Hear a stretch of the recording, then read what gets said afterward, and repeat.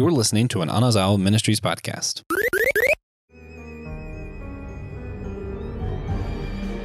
All right, y'all, it is time to talk about what goes bump in the night. It is spooky season, and man, it's time to geek out about Halloween. And for this wonderful occasion, I am joined by the one and only Pastor Will. How are we doing?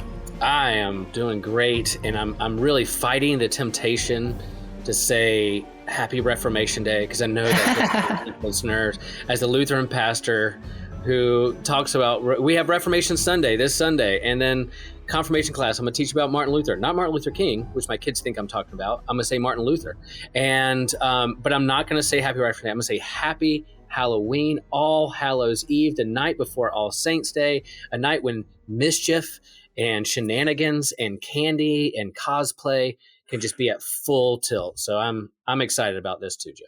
Cool. And if you are tuning into this, that means you have found the home of systematic geekology. Thank you for tuning in. And, you know, this is one of those things for me that has garnered me some opinions from the wider Christian community because it's one of those things that a lot gets said about a lot of things. And I'm not going to get into the history of it all, but suffice it to say, there's a lot of different things that come into Halloween and what we know as American Halloween. It is not directly pagan. It is not directly Wiccan. It is not directly demonic or satanic. It is a lot of things from a lot of different cultures and a lot of different areas of the world. And then on top of it, you have America's influence on it themselves. And so I set the table to say, you know, it bears mentioning that this is one of the more controversial conversations that can be had throughout the year as far as what you have a fandom about. I know for some Christians, it's hard to conceptualize that a Christian would have a fandom of Halloween.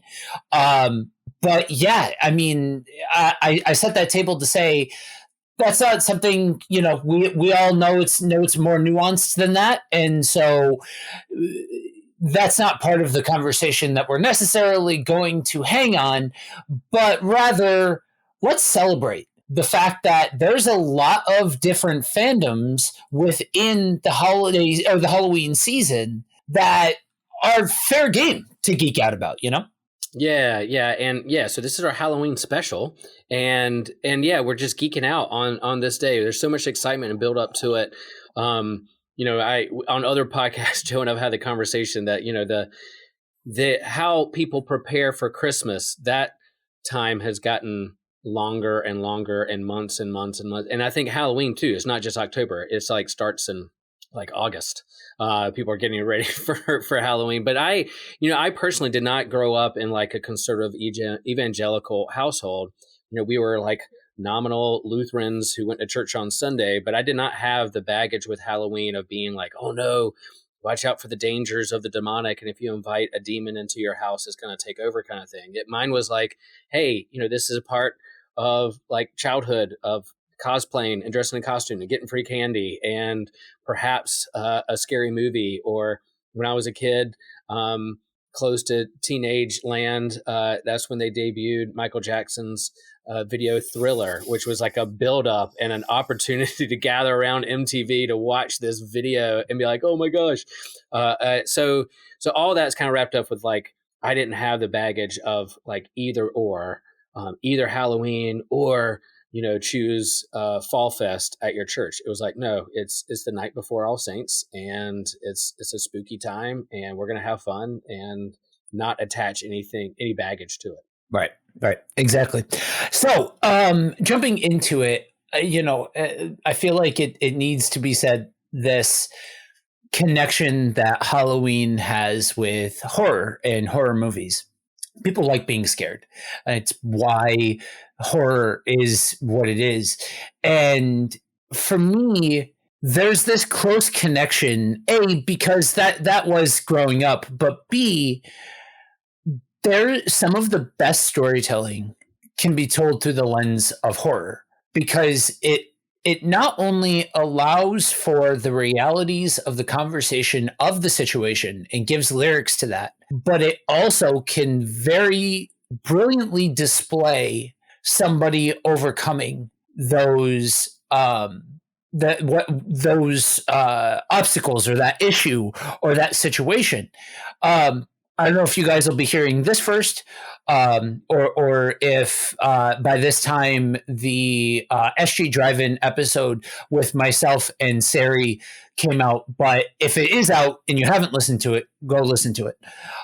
It's on 1978's Halloween.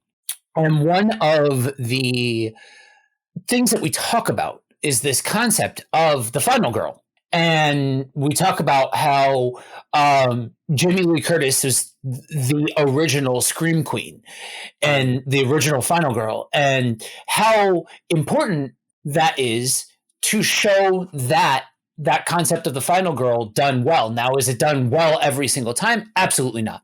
But it's an important thing. And so I personally, that's where I start this conversation, is even as a kid. For those of you that grew up in the 90s, you'll know AMC every year had the Halloween movies on that whole night. And there's just this nostalgia of trick-or-treating and haunted houses and horror movies centered around this holiday. Yeah, and I was that kid who was kind of a wimp and did not want to watch the horror movies. Whenever, late elementary school, early teenage years, my friends were like, let's watch Friday the 13th, let's watch Halloween, let's do these. I was like, nope, not going to do it. And I just did not want to do that. I would do other things. But I will share that, there was an evening, I don't know how old I was, but I was staying up late watching TV. Everyone was in bed and I was kind of flipping the channels, and I stumbled upon the black and white Night of the Living Dead, George Romero's zombie movie. And I was just drawn in and could not stop watching it. And I, since then, have had a love-hate relationship with the zombie genre, and just love that aspect of it. Just the aspect of I'm old school. I like this slow. Yeah, I know there's fast zombies. There's movies that do sprinting zombies and whatever. But I like the slow zombies that you can get away from, you can hole up, maybe hide from. But the fact that it's always lurking and coming at you, this kind of illustration and analogy of death, always lurking and coming after you. And you might be able to escape it a little bit, but eventually it's going to catch up with you. So I think these horror movies help us face and hold up the mirror of our finitude. And what are we going to do with that time? What are we going to do with the time that we do have? And what do we value most in this world? If the apocalypse happens, if the zombie apocalypse breaks out, what am I going to value and save first? So I think for me, the hack slash horror movies, jump scares, yeah, I've seen them. I like them. I don't dislike them. But for me, that zombie genre is a big part of what I lean into during this season. For a whole host of reasons. And aside, you mentioned Jamie Lee Curtis. I think it's pretty cool. My hometown of Wilmington, North Carolina, is where they film the latest reboot of these Halloween movies. And a friend of mine had a homeless ministry downtown in Wilmington by the river. And she walked by one day and gave him a hug and took a selfie and posted on her social media saying, "This guy's doing good work." Reaching out to others in love, and his ministry of reaching out to the homeless just blew up and made the news and was getting funny because she just did one tweet or one picture about it, because she, after a week of filming, was watching him do this work day after day down by the river feeding the homeless, and then posted it, and it really changed how he did ministry. So I'm a fan of her for a whole host of reasons before that, but then her reaching out to my friend who had a homeless ministry in Wilmington is pretty cool too. And I love that connection in my hometown. That is pretty cool. Yeah. Jamie Lee Curtis is one of those actresses that, I think from a movie perspective, she may, want to say a little bit less during interviews sometimes, but other than that, she's a humanitarian first. And that it's just cool. it's a person who cares about people. And, with something like horror movies, one of the best things about it is you can have, and this can be extended out to all of geekdom, but horror movies, they have different flavors, they have different types, and each one kind of brings about and elicits a different kind of conversation. And so while some people might be into some kinds of movies or some kinds of horror or some aspects of it, other people could be into other things and have that same kind of connection, but with an entirely different type of movie. You know what I mean? Like for me, I can appreciate now the older zombie movies because because the Living Dead movies have stories to them. They have stories underneath the surface. George Romero was infamous for his commentary and working that commentary into the fabric of what he was doing, but also not being afraid to tell a story on top of it. You know what I mean? Like I am all for if you want to have a message with your art, have a message with your art. But if you're going to set out to tell a story, then tell a story. You know what I mean? There have been tons of people that have proven the fact that you can do both. And so sacrificing story just to send a message it just doesn't make for very good content. You've said a message, but you might as well have just given a lecture at that point. But Romero was one of the best at interlacing those two together. You know what I mean? Mm-hmm. Yeah, and I think people talk about, well, what movies do you watch around Christmas? What was your go-to movies around Halloween? And I do think like either the night before or the night of Halloween, I think I'm gonna bust out the black and white original Night of the Living Dead because it's been a while since I've seen it, and I'd love to watch it and go back and look at it because it has a lot of social commentary in it as well. And I think you're right. Like the horror genre, like any fandom, like take Star Wars. I mean, you got the serious ones, you got the big blockbuster popcorn movies, you got the cartoons, you got some for kids. This Andor show is a little bit more adult, a little bit more slow burn, and they just released the Tales of the Jedi, which is animated, but man, it has some little darker themes to it. So horror has the same. You got we talked about Beetlejuice, so you have the comedy horror, but then you have the really dark stuff, the gory stuff. You have the Saw movies. I'd love to like go through, maybe not today, but at some point, Joe. I just want to create my list of like top 20 horror movies and then get your hot take, like give me like 30 seconds. You know how like Whole Church does like the 10-second breakdown of what you think about things? Yeah. I would love to say like, all right, Saw movies, what's your 10-second take? The zombie movie, Walking Dead, give me your 10 seconds. So one day we'll have to do that, Joe. I'd love to just interview you and try to keep you under 10 seconds with each of those movies. And that'd be a challenge. Because I've spent a lot of time. It's funny because being a part of the production side of helping to make B movies or being a part of these events where it's you can see the fandom coming together and all of that kind of stuff, or acting in haunted houses. I did that for fun.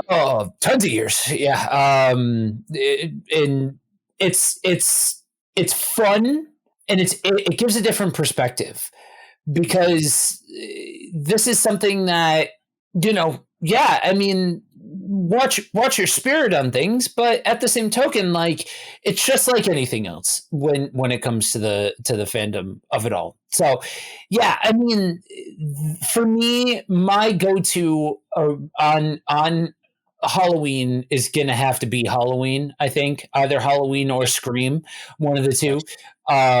That's more my speed. I love slasher flicks, probably because it's very much a good versus evil sort of story, like pretty plain English and all of that. And so yeah, that'll probably be what my wife and I. And we're the types that we got married in October. We honeymooned in Salem And so like we are a very pro Halloween household. Yeah, what my wife and I, one of our first kind of dates, was it a date? Kind of, maybe it's a date, but we don't know. But we're getting close to maybe this is a date. What was a haunted house when we were in college, and walking through it together, kind of holding hands as we're going through the haunted house, and and me hamming it up like I was really scared so I could get closer to her. So that was part of my story. But yeah, and then we've been to Halloween Horror Nights down in Orlando a few times. So my first church was down in South Florida, so we would drive up to Universal and do the Halloween Horror Nights. And man, one of the scariest, creepiest things I've ever experienced and walked through was one of their haunted houses. Some were just like, oh, that's fun. It's kind of like a tour through a movie. But there was one like insane asylum where I was walking through like, and then bathroom stalls were kind of opening with people staring at. I mean, it was one of the, I was like, oh my gosh, I'm the most creeped out. And I still have visions of that. So if done well, haunted houses are a big part of this season too. And I remember taking my kids to Boo at the zoo, and there was a little fog machine, and then walking them through, and that freaked them out a little bit, just kind of that the mystery of walking through. But then you kind of level up those big time horror farms, horror haunted house, those kinds of things. We're going to go to a party to a friend's house on Halloween night, and around the corner every year, some house does their version of a haunted house, and so we'll probably walk through that too. It's fun. It's part of the night. Yeah, I have a very distinct memory of when I lived in Ohio. I went to one of the haunted houses out there that are considered a little bit more extreme. There's varying varieties of these haunted houses, and there are some that are a little bit more intense than others. And there was this one where we're walking through, and everything's going on to my left. So I'm not paying attention to my right because I think that there's just a wall there. They had a contortionist that was one of the creatures, and she's just walking, doing a spider walk right next to me, and I go over, and she's hunched backward, and she's just looking at me.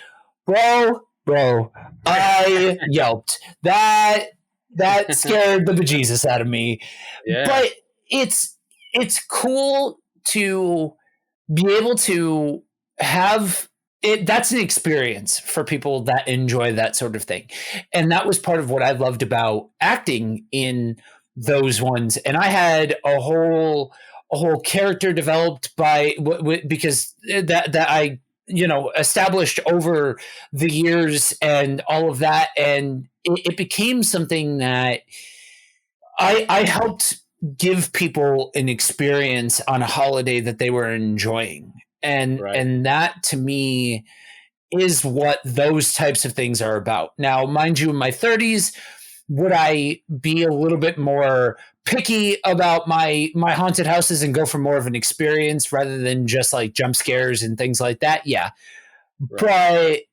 But that whole haunted attraction thing is just such a good time, and that's another one of those really tied in pieces for me for Halloween, even more so than trick-or-treating per se, because I grew up in the country. There was trick-or-treating, but it wasn't, you had to kind of go to different neighborhoods rather than being able to trick-or-treat in one concentrated area. Right. And so going through and trick-or-treating was a bit more of a process. And so going to haunted attractions, that was where the fun was for me as a kid. Nice. All right. Not that I just had this thought. This was not planned. But what's your quick hot take on churches doing like the scare house that at the end you have to make a commitment to Jesus, because if you die, you might go to hell? I mean, I have not been a part of those or done those in my ministry. There may be some who out there who find this an opportunity to share the gospel a different kind of way than I would do it. But there are those like Fall Fest and things. There are churches who want to lead into the scare house. What? So I'm all for churches putting something on for the community. Yeah. That's not the time to evangelize. That's a time to make good associations. Because if for a kid, Now, mind you, as a parent, you will have an entirely different perspective. But as a kid, it becomes very easy for it to be, I want to go have fun with my friends. I can't go have fun with my friends because Jesus. Right. Right. Very manipulative, not as, yeah, I mean, it's that kind of manipulation, and we got you trapped. So now that you're trapped, we're gonna shove this down your throat. I mean, I think you're right. Like, yeah, I'm all for churches opening up and doing activities, where there's even Easter egg hunts and those kinds of things. But yeah, it's about a time to build relationships rather than, like you said, the overtly evangelistic, handout tracks kind of thing. Because I think this day and age, people smell that stuff from a mile away, and they want authentic relationships and community, and not kind of manipulate. We have you trapped. We're just gonna, now that we have you here, take this. So yeah, I'm with you.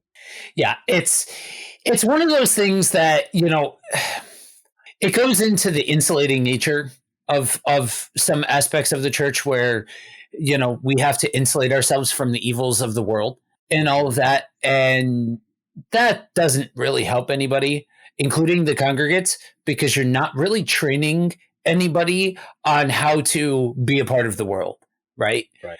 We look at how we're called to be, and it's to love, right? To act in a posture of love God, love others. And yeah, Jesus walked with, Jesus wasn't a sinner, but Jesus walked with sinners. And don't take the analogy too far and say people who celebrate Halloween are the sinners. It's a matter of walking with the world and understanding that we are still in the world, even though we are not of the world. And if we are so insulated that we can't bear to have a conversation, and guys, this goes straight across the board. If you can't bear to have a conversation with another person, a person from a different denomination, a person from a different lifestyle, a person from, I know a big one that I can, that is a huge net, as somebody that is in the LGBTQ plus community. I think I said that correctly. Yeah.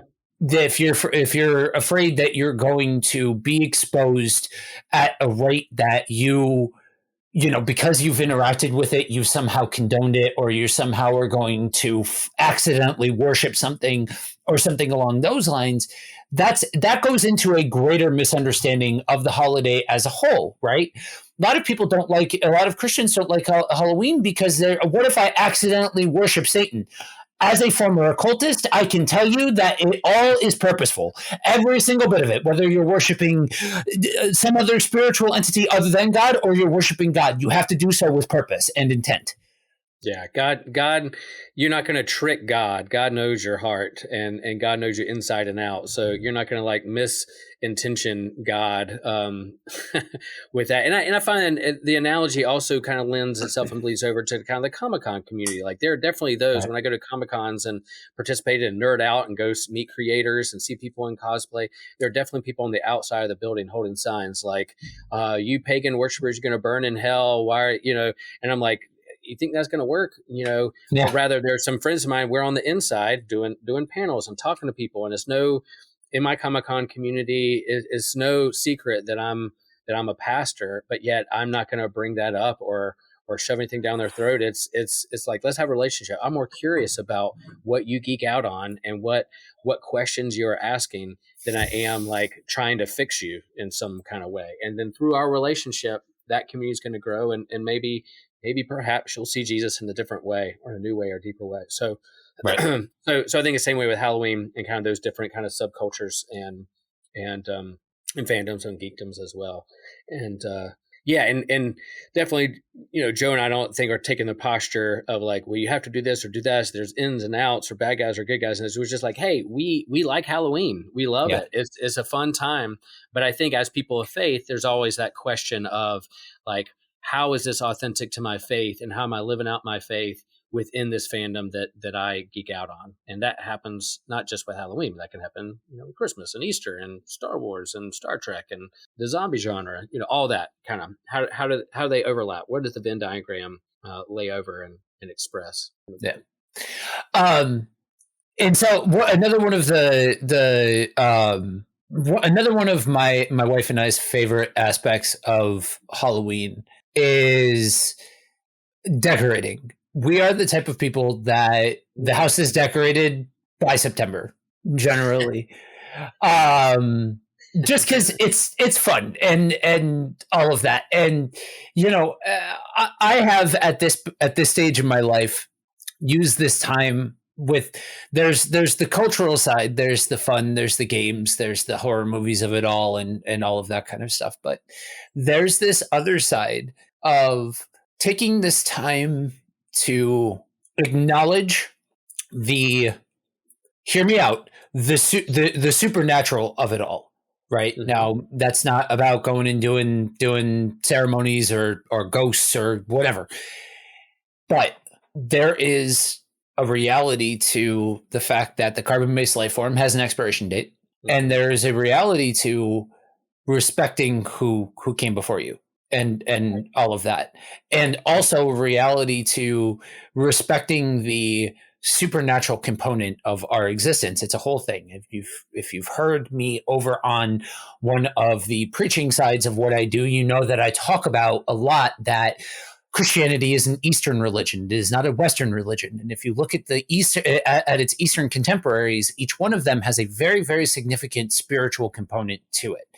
And understanding all of that in the context of something like this, it adds a different layer to it. You know what I mean? Like it's still this fun thing, but it also adds this layer of this is a time of year that accentuates that. Kind of like how, Christmas, we know worst kept secret in Christianity, Jesus wasn't born on December 25th. Mm. You know what I mean? The nativity story is a children's story. Now, the American nativity story is a children's story. Right. But that being said, that's still a time where, as Christians, we choose to celebrate Jesus's birth at that point in the year. Right. It's the meaning making of it, like the purpose behind it. Yeah, that date was chosen because of winter and darkness and light, and Jesus being the light of the world and lighting candles. And from this time forward, things will start getting brighter as we head towards spring. And I think Halloween has that same kind of nature of like, fall, dead leaves are falling, harvest. But what can we do to decorate and to lean into this, and kind of our rituals and intention guides our hearts and our minds to reflect on deeper questions. So all about put out some skulls, put out some lights, put out candles. What is going to draw you into this time to make meaning out of it and draw your intention to a certain direction in your life that you want to live into. Right. So we do some decorating as well. I mean, now that our kids are kind of out of the house, we're kind of like, what do we do next? And we live on the edge of kind of a trail that leads to a walking trail in the woods. And we thought about doing like a kind of a small-ish version of a haunted trail for kids in our neighborhoods to walk down with a smoke machine. One thing my wife did last year that was just brilliant, that just kind of spontaneously did it. She had a music box that was connected, or speaker connected to her phone, and she was playing Halloween music and Halloween songs. And as kids would walk up the driveway to get candy, she would see their costume and she would say, like, if someone's dressed up as Harry Potter, she would go, Siri, play the Harry Potter theme. Start playing the Harry Potter theme as they're walking up the driveway. And the kid was like, oh my gosh. Or they're dressed up as a clone trooper. She would go, Siri, play the Star Wars theme. And then the kid would hear that theme. A werewolf, and she was like, Siri, play the Monster Mash. And they play the Monster Mash. And they loved it so much that their theme song was walking up to get candy. I was like, dude, it's so brilliant. We have to do that again. So I'm hoping that the word gets out in our neighborhood that there's a cool house on the end of the street that plays theme music, has big candy bars and a smoke machine. Yeah.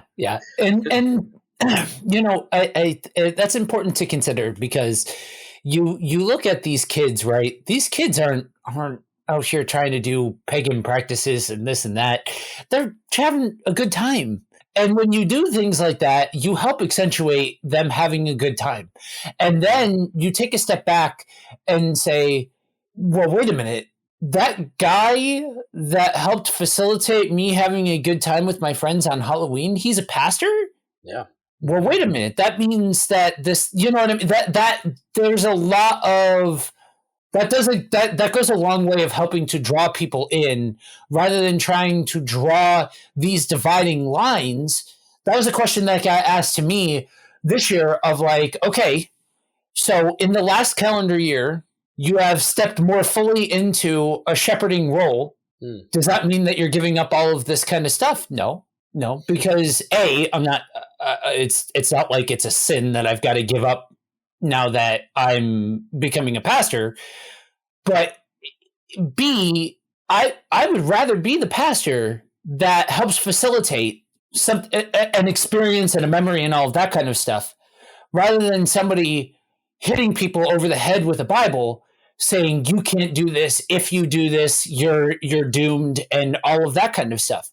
We all it's all about staying in the guardrails of Christianity. And I do think that there are very regular steps too far in this whole idea of let's love everybody. I do think that ball does get taken out of bounds at certain points, but there's a lot of field. Before you start going out of bounds, especially when you consider the full breadth of love and reality of that, and execution of that, and all of that kind of stuff. So yeah, I mean, that's cool that you help facilitate that for these kids, and using something like technology to be able to, because that's a memory for that kid. Yeah. You know what I mean? Yeah.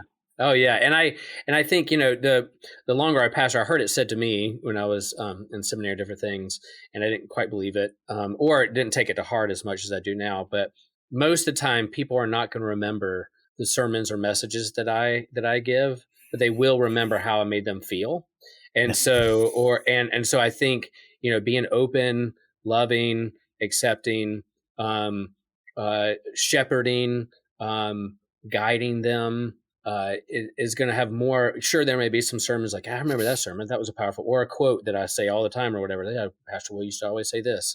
They made these things that they remember, but in terms of how I made them feel as a person, and love them as a person, as a human being, and treat them with dignity, that's going to go a real far way. And then perhaps they'll say, yeah, Jesus was important to him. Maybe I should take a deeper look at who this Jesus guy is. Right.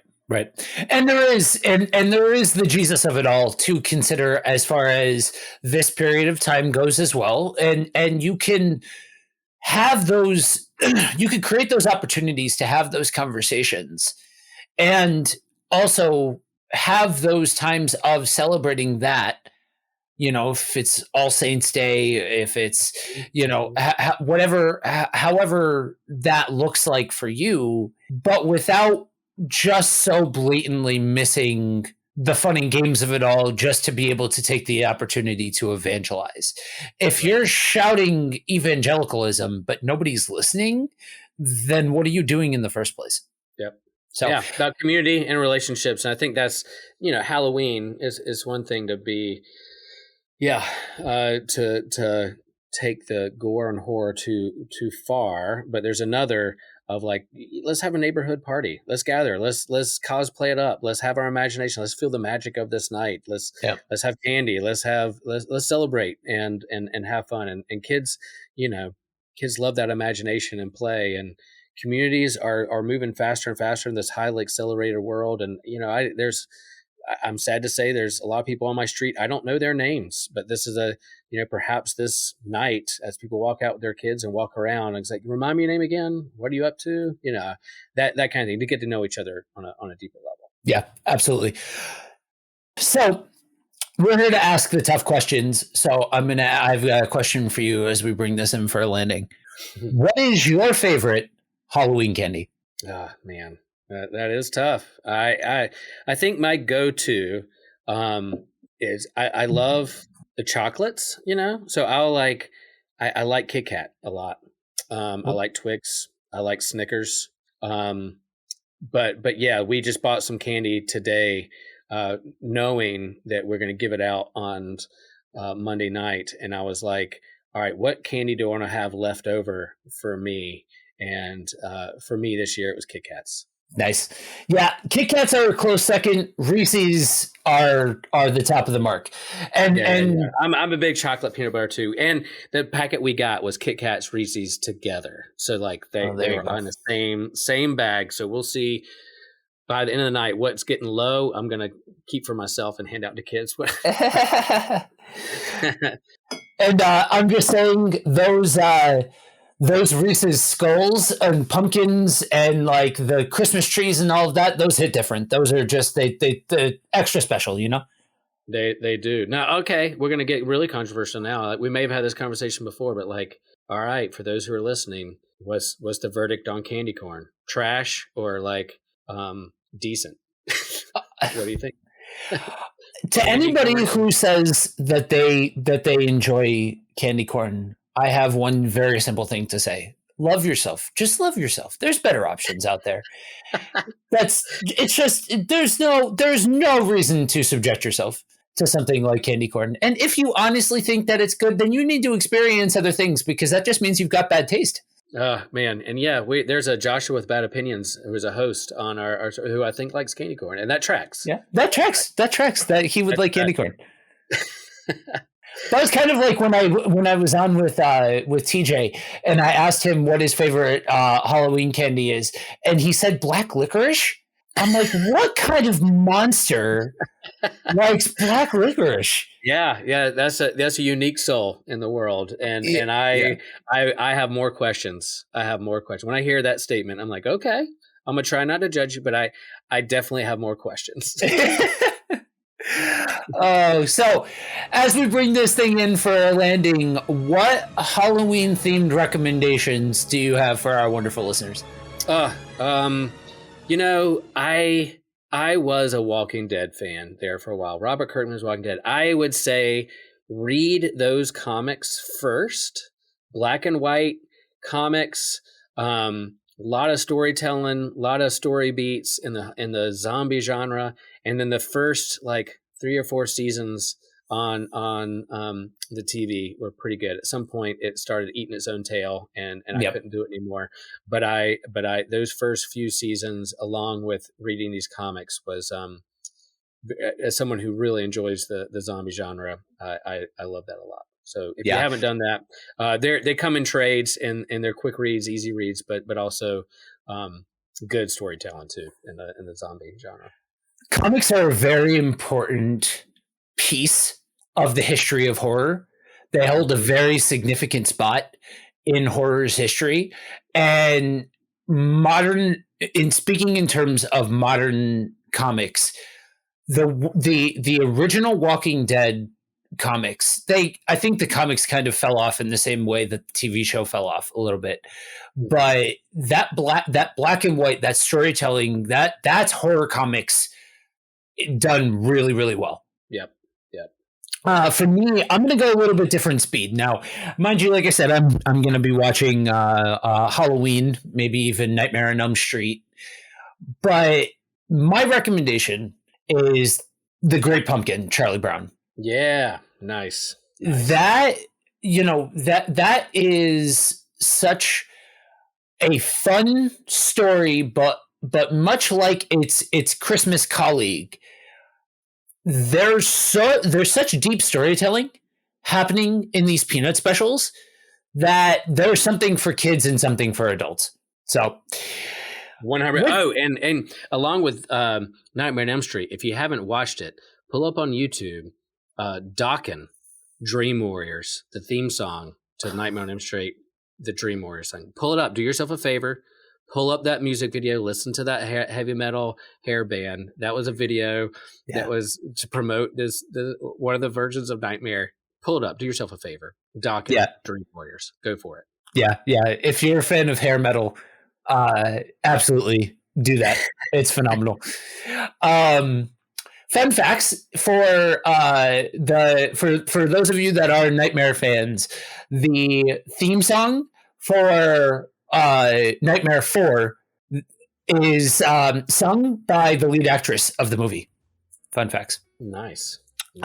So with that, we bring this in for a landing. If you have listened to this whole thing and you find yourself just needing more geeky goodness, hop on over to systematicgeekology.org. And if you want to learn more about the variety of projects that each one of us on the panel are involved in, you can slide on over to the host tab if you want to get caught up on everything that we've got going on, get caught up on the Halloween SG Drive-In series. You can find it all there on the feed. And if that is simply not enough, you can head on over to patreon.com/systematicgeekology and check out the incredible perks that we've got going on over there for those of you that help us keep the lights on. But for now, I want you guys to stay spooky and remember, we are all a chosen people of Geekdom of Priests.